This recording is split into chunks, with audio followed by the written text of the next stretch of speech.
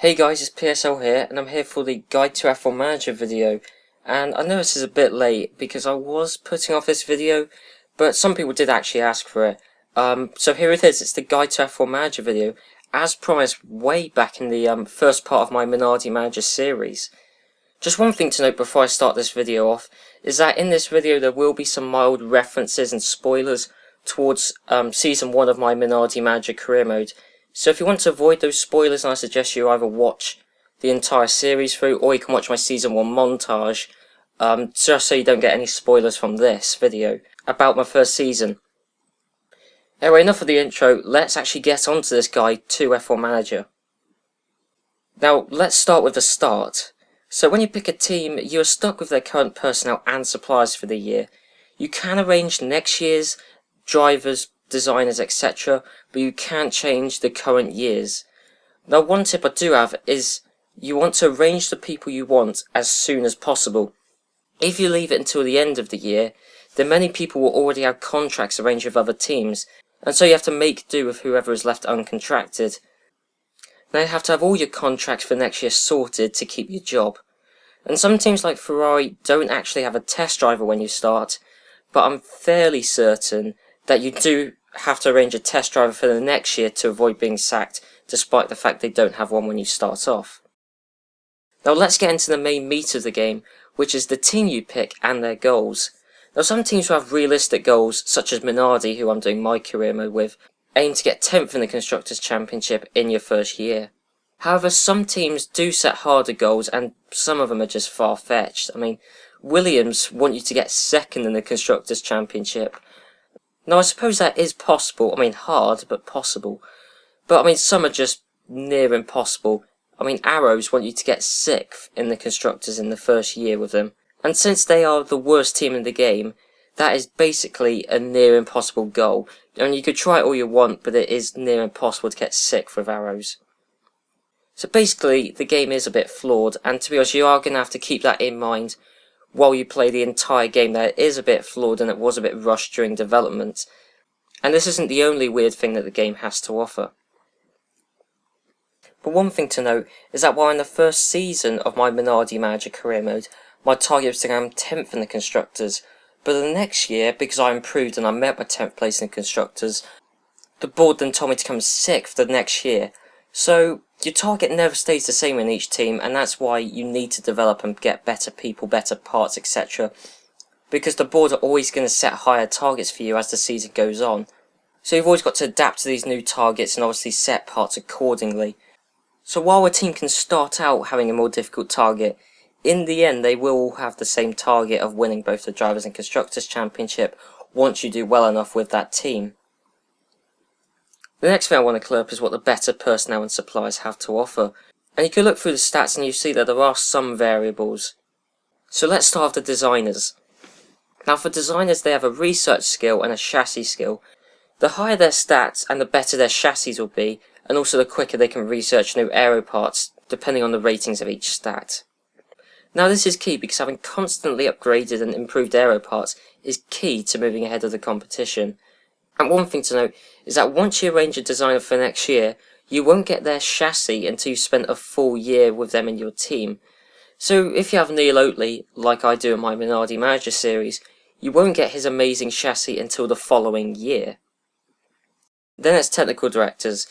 And our technical directors manufacture the parts that your designers produce. And so be sure that once your designer has designed a new part, that you stop manufacturing the old version of that part and start manufacturing the new part by moving around your assistant people. Now these assistants are available to hire from the menu of the key personnel, and the more the better, although you don't need too many for the technical directors. You will however need a lot of designer assistants if you want to keep up the competition. At the minute in my series under Neil Oatley, I have over 100 assistants, but way less for the technical director. But technical directors do have another role within the team, which I will get into later on, aside from just manufacturing parts. Now finally there is the commercial manager, and they are responsible for the sponsors and the merchandise. Now you can send an email to sponsors who aren't with other teams to try and get them to join your team and give you more money per race. Now the more money the sponsors give you, the more commercial manager assistance you'll have to give them to keep their interest high, and you want their interest to be high so that they'll renew their contract with you and obviously keep on giving you the money throughout the season and then future contracts, assuming you arrange new ones with them. Now once a sponsor arranges a contract with you, you have to put it on the car / the driver's overalls. Now on the car and driver's overalls there are C spots, which are worth $17,500, B spots which are worth $70,000, and A spots which are worth $350,000 a race. Now it is key that you give your sponsors obviously the right spaces to give their money's worth, and while you can give them extra spaces, you won't get extra money from the extra spaces, so you're just giving them free ad space, so it's not actually worth it. The other thing commercial managers are responsible for is merchandise. Now we get emails out of the blue from people offering to sell merchandise of your team, and supposedly the higher the commercial manager's rating, the better they are arranging merchandise contracts, and obviously the more you get. However, I do actually think this system is broken, as a team like Jordan get way more merchandise offers in half a season than Minardi get in 3 seasons. Even if you win both championships with Minardi, you still won't get as much as some other teams, even if you're less successful with them. And to be honest, merchandise doesn't really give you that much money at race anyway, so it's not really worth worrying about a great deal, especially as it happens automatically anyway. Finally, you have the drivers. And now this is pretty self-explanatory, as a better driver is obviously quicker.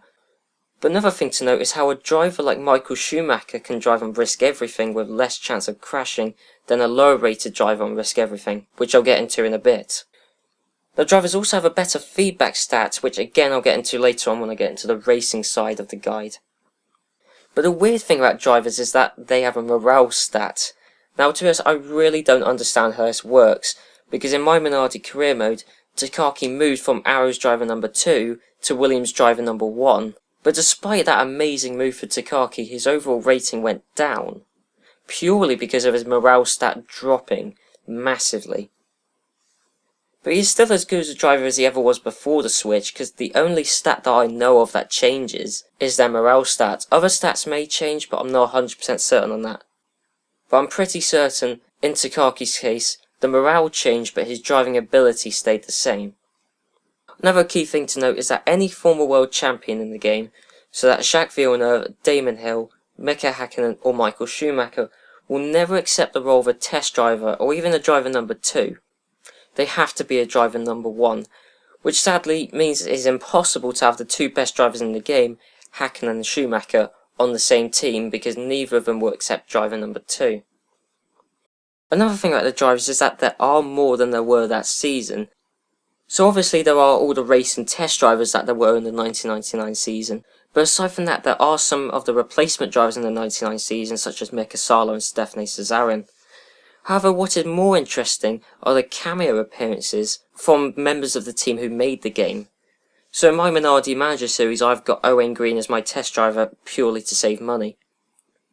And needless to say that these cameo development team drivers do have a much lower driving skill than the official drivers that took part in 1999.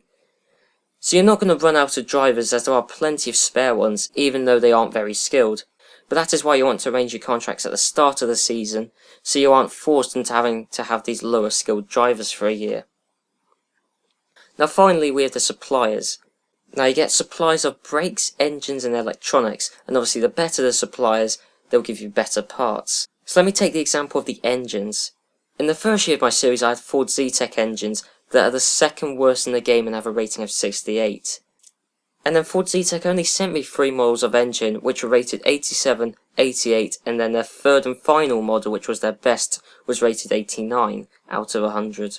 Now Mercedes engines are the best in the game and they have a rating of 100. And they send you 4 models of engines, so that means you do actually get more engines to use throughout this whole season. And not only that, their first model is rated 93, which is significantly better than the best engine Ford Zetec send out. And then the second model is rated 94, the third is 96, and then their fourth and last model is rated 99. So not only do they give you more engines throughout the season, they're also better engines. And that's why it's good to have good suppliers, so obviously they'll send you enough parts to last the season, as well as very high quality parts. And this also applies to the brakes and electronics as well.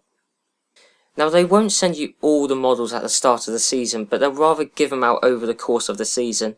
But you should have the best either brakes, electronics or engines. You should have the best one your supplier offers you around probably the 5th or 6th race in the season. Now another thing to note about the engines is that there are Arrows and Ferrari's own engines, with Arrows being the worst and Ferrari's being the second best. Now you can only get these engines if you are either Arrows or Ferrari, but if you do manage one of those teams, you can change your engines if you want, but obviously only in time for the next season. However, if you don't control these teams, then the computer will never change their engine supplies. They will always maintain the same ones, unlike every other team in the game. And also another thing to note is that Arrow's engines, not only are they the worst and least powerful, but as their expertise rating is so low, they don't even send you enough engines to last the season, showing us both Arrow's cars ran out of engines at the 14th of 16 Grand Prix that season, which is just a little bit of trivia / vital advice if you are going to take the near impossible challenge of managing Arrows. Now I think that covers all the non-racing stuff, but if you have any more questions, then I will try my best to answer them. And now that is the bulk of the game explained, so if you do feel overwhelmed, then you could just play the game for yourself, because to be honest, everything I'm telling you right now has been learnt purely from my experiences with the game, because from what I can tell there's no guides of this game or anything, so this is just purely from me playing the game.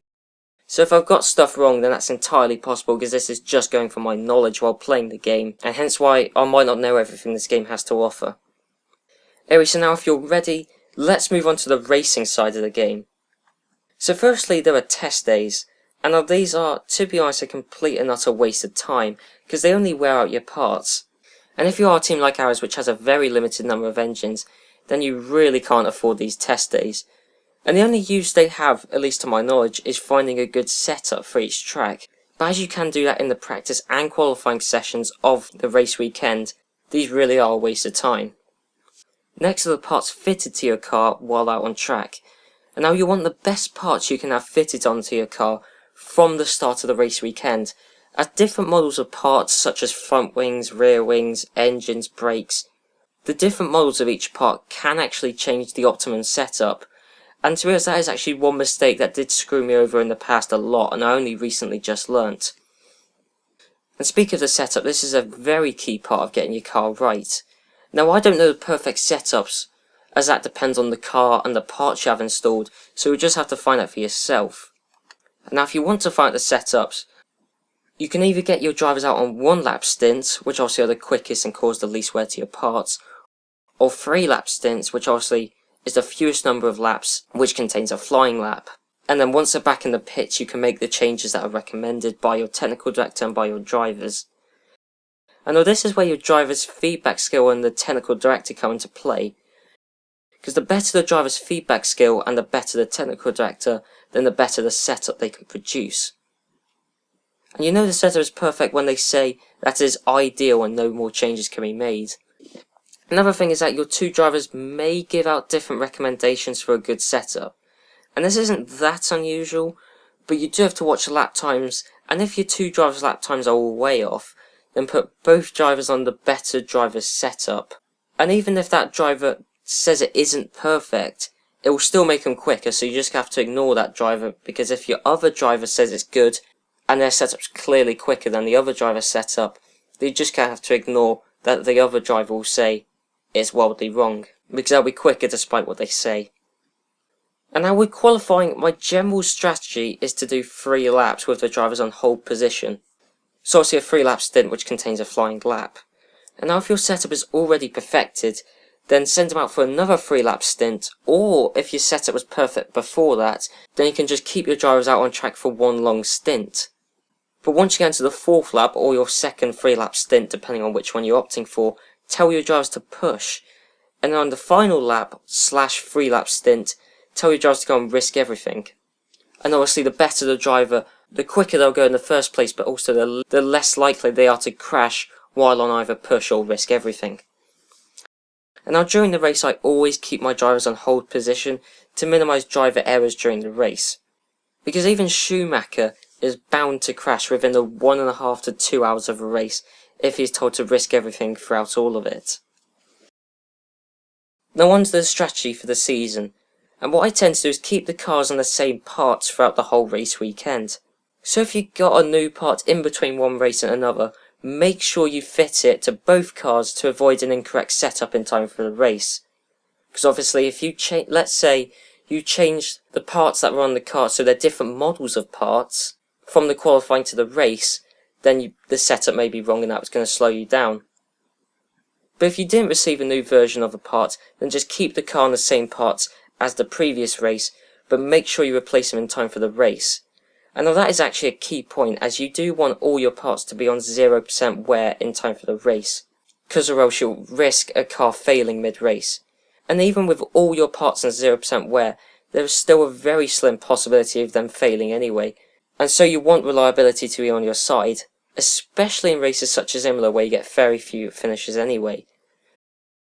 So that's one key thing, is after qualifying, make sure you fit 0% worn parts to your car, but make sure they're the same model of part, obviously to avoid an incorrect setup, but you should put up your best parts during the practice session anyway, so that shouldn't be a problem. And now the final part of this game that I can advise you guys on is the number of cars you have and how to use them. And now every team, you get 6 cars for every race. I know as unrealistic as that sounds, but you can change your drivers in between each car throughout the race weekend. Now what that does mean is that if a driver crashes out in either practice or qualifying, then you can put them into one of the other cars and go out again. And now this is an alright idea if your driver hasn't set a qualifying lap yet, but apart from that it isn't that advised, and I never actually bother doing it myself. If they crash out in qualifying, I normally just leave it so they crash out in qualifying. But also you do have to remember to reapply the setup to the new car, and obviously fit all the new parts to that car. So unless it is a desperate situation, it isn't really that useful to try and set up another car for the race, especially if you don't have many engines for the season, as using this strategy is just going to make you run out of parts sooner. So you should only opt to use this strategy when you're in desperate situations, / when you have a lot of spare parts. But apart from that, the other 4 cars you have to use really aren't worth your time, and I never bother with it anyway. And one last thing I want to say about the race strategy is, well, actually the race strategy itself. Now before the start of each race, you decide the pit stop lap for each cars and how much fuel to put in the cars on each pit stop. Now, a better technical director will actually give you a better setup, so you don't really have to worry about choosing each lap yourself and choosing the litres to fill up with each lap, although you can do that yourself, but a technical director will do that for you, but as I say, a better one will do it better. But one key thing to get across is how you want your second driver to pit in a lap later than your first driver to avoid obviously double stacking. And with the pit stops taking around 10 seconds in this era rather than 3 seconds nowadays, you really can't afford to double stack, and that's why it's crucial to not do it. And make sure you set the lap each driver pits in to be separate. And I know that this video has been overwhelming, but I think I've covered everything in the game, so that is the end of the guide to F1 Manager. And so yeah, so that concludes the guide to my F1 Manager video, and I really hope you guys enjoyed it and found it to be useful. And if you have the game, I hope it helps you to play it, and if you don't have the game, then I hope this has maybe convinced you to play it, obviously alongside my Minardi Manager series. Now, if you do have any other questions, then leave them down in the comments below and I'll try my best to answer them, but no promises, because as I say, everything I've learnt in this game and everything I've just told you has been from my own knowledge, because I don't think there's any guides of this game on the internet. But anyway, I'm off to properly start Season 2 of F1 Manager Minardi Manager Career Mode, because the last episode you will have saw is the pre-season episode of it, but I'm going to now go and record the first race in Season 2 for Minardi Manager, and obviously that will probably be the next video you guys see. So I hope you guys stick around for that, and any of my future videos, and so I'll see you guys then.